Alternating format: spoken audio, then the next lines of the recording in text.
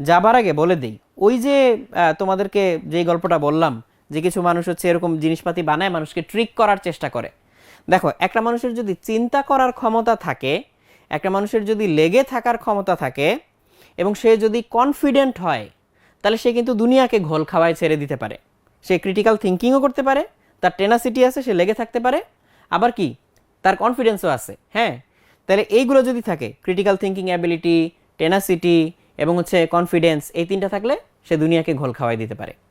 তাহলে আমরা তো তোমাদের মধ্যে এই গুণগুলারই বিকাশ দেখতে চাই, কিন্তু আমরা আরেকটা জিনিস চাই যেটা তোমাদের মধ্যে বেশি করে থাকুক, সেটা হচ্ছে মোরালিটি।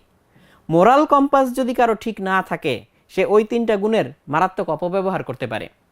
কারো যদি মোরাল কম্পাস ঠিক থাকে, সে ওই তিনটা গুণের মাধ্যমে মানুষের উপকার করার চেষ্টা করবে। এইভাবে মানে মানুষকে ঘোল খাওয়ায় ক্ষতি করার চেষ্টা করবে না, টাকা পয়সা নিয়ে ভেগে যাওয়ার চেষ্টা করবে না, বা দুনিয়ার ক্ষতি করার চেষ্টা করবে না। সো আমরা চাই তোমাদের মধ্যে লেগে থাকার ক্ষমতা তৈরি হোক, তোমাদের মধ্যে আত্মবিশ্বাস তৈরি হোক, তোমাদের মধ্যে সুপিরিয়র থিঙ্কিং অ্যাবিলিটি তৈরি হোক। তার চেয়েও বড় কথা হচ্ছে তোমরা ভালো মানুষ হও, তোমাদের একটা মোরাল কম্পাস থাকুক, তোমাদের একটা নিজের একটা বিবেক, বাংলায় যেটাকে বলে নিজের একটা সুস্থ বিবেক থাকুক। তাইলে তুমি এই যে যত কিছু শিখতেছো, তোমার চিন্তা করার ক্ষমতা বাড়তেছে, অনেক কিছু তুমি নতুন নতুন জানতেছো, এগুলোকে তখন তুমি স্বার্থপরের মতো ইউজ না করে, তখন তুমি হচ্ছে এটাকে উপকারের জন্য, কল্যাণের জন্য ইউজ করতে পারবা। এইটা আমরা চাই।